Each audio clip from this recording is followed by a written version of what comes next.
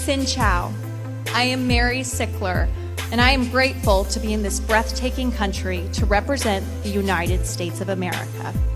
I stand in front of you today to help redefine beauty standards.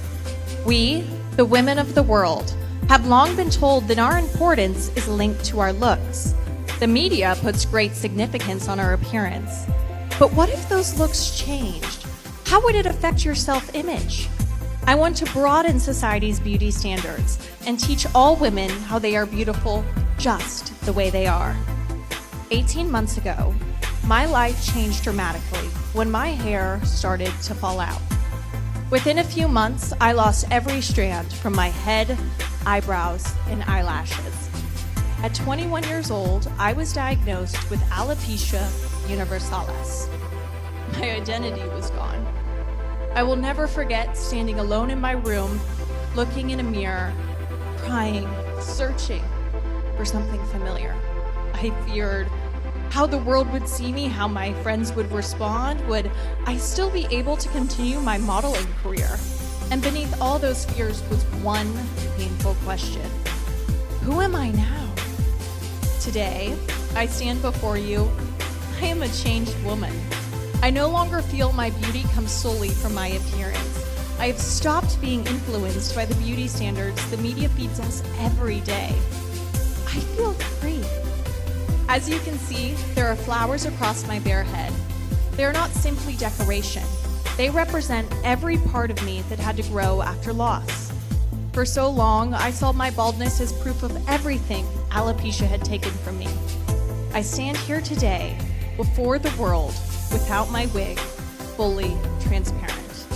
My head has become a canvas that shows everyone that the standard of beauty is not found in just one type of woman. It can be found in every woman. So atin pong napanood mga kapolitika itong trending ngayon na candidate ng Miss World USA dito sa kanilang day 15 ng kanilang labanan dito sa Vietnam. At kanina nga po is natapos na yung kanilang head-to-head challenge dito sa ibang mga regional location. Hindi pa po kasali dito yung Asia at Oceania mga kapolitika. Sobrang dami, sobrang haba nung sinabi ng mga delegates is natapos po yung oras nila. So ang balita, ang kay Asia Rose Simpson is hindi pa po natin mapapanood ngayon, kundi bukas na po August 23, 2026 sa kailang day 16 dito sa kanilang kompetisyon.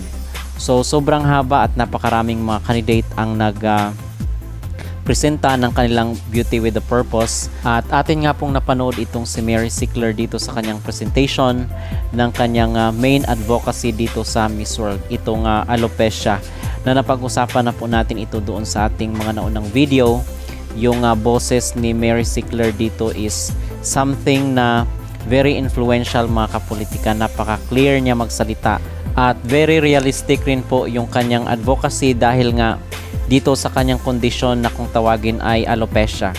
So naging platform ito at naging boses niya dito sa Miss World 2026 itong kanyang kondisyon na kung tawagin ay alopecia. At marami nga po mga kapolitika ang mga napahanga sa kanya at nai-report natin ito doon sa ating unang video na kung meron mang someone na tinik rin dito sa corona, I believe ito yung pambato ng USA. So merong kondisyon itong si Mary Sickler na kung tawagin ay alopecia, kung saan is kondisyon ito na naglalagas yung kanyang mga buhok. At yung common causes nito is either autoimmune, genetics, or other types including male or female pattern baldness.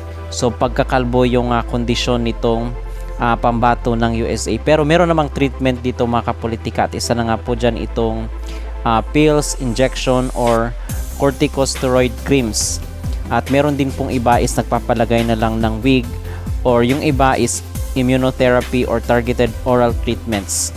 So yung kanyang kondisyon, I believe na lifetime ito or lifelong, kasi merong iba na talagang ito kasi sa kanya is alopecia universalis yung kanyang sinabi.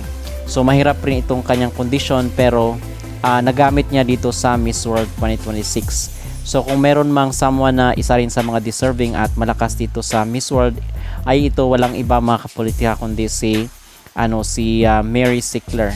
So ang problema dito is kung mag-ano ba yung organization na ganito may kondisyon yung kanilang winner mga kapolitika. So yun yung question dito sa kanyang maging destiny dito, of course, sa Miss World 2026. So yun po yung trending ngayon na pambato ng USA dito sa Miss World 2026. Walang iba kundi si Mary Sickler. So abangan natin mga kapolitika yung ating candidate bukas na si Asia Rose Simpson dito sa kanyang presentation ng kanyang Beauty with a Purpose, or yung kanyang final na advocacy, which is patungkol naman po sa mga kabataan. I believe na isa rin yun sa mga malakas na advocacy dito sa Miss World.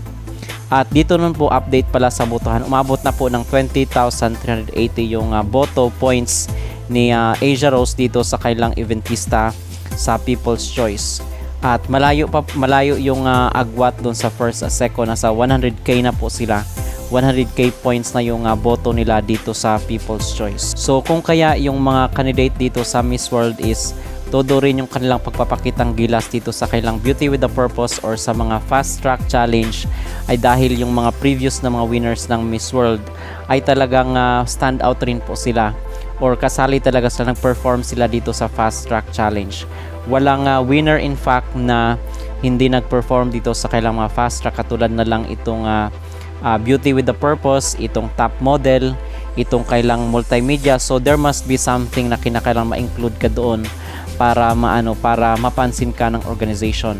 Katulad na lang ni Megan Yang, mga kapolitika, siya ay Top Model winner, Top 5 Multimedia at Top 5 Beach Beauty. At si Opal naman is Multimedia winner at Top 8 sa head-to-head nila dito sa Miss World 2025. So there must be something na kinakailangan mag-stand out ka dito sa kailang mga Fast Track Challenge, kasi it means na importante yun para sa organization. So isa po yun sa mga requirement nila.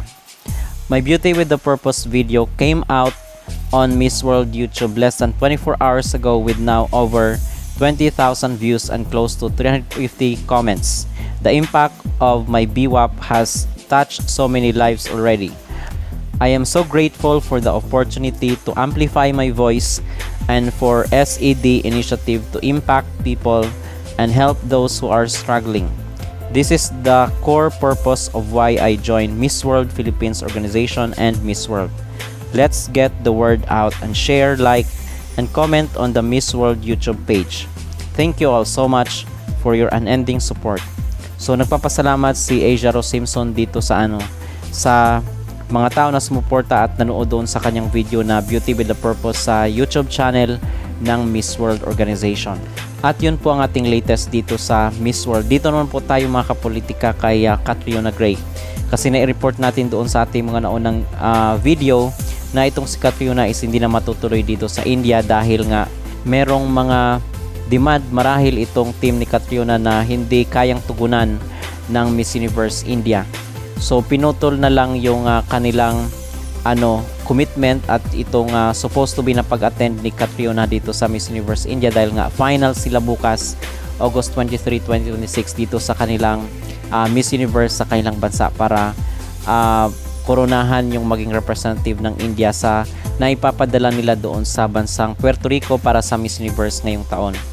So ang nangyari dito is nabash po siya ng mga Indian sa kailang mga page.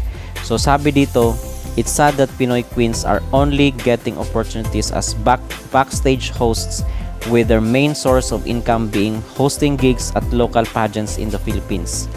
She wants proper hygiene and clean air, but India doesn't meet the clean air and proper hygiene standard. That's all. Australian with Filipinas ancestry. We don't need an outdate queen and mixed breed cow here. Otherwise, she will spread bad genes.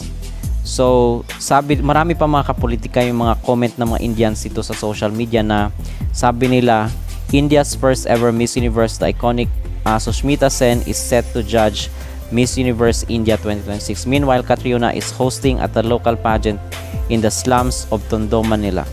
So, actually, marami pa pong mga comment yung mga Indian netizen dito kay Catriona Gray, mga negative na mga comments dahil hindi matutuloy itong si Catriona, kasi ito palang national director ng Miss Universe India before ay gustong-gusto daw itong si Catriona na mag-judge sa kanilang bansa. And unfortunately is hindi na po yun matutuloy. So para sa atin naman is respetuhin na lang siguro natin kung ano yung naging desisyon ni Catriona Gray na hindi na siya matutuloy dito sa Miss Universe India.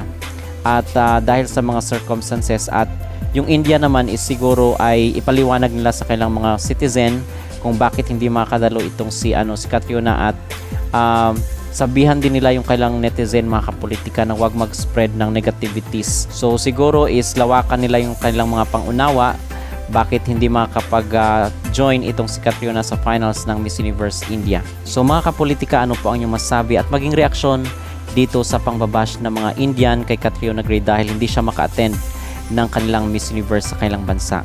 Mag-comment down below at huwag kalimutang mag-like at mag-subscribe na rin kayo para updated kayo sa ating mga latest issue.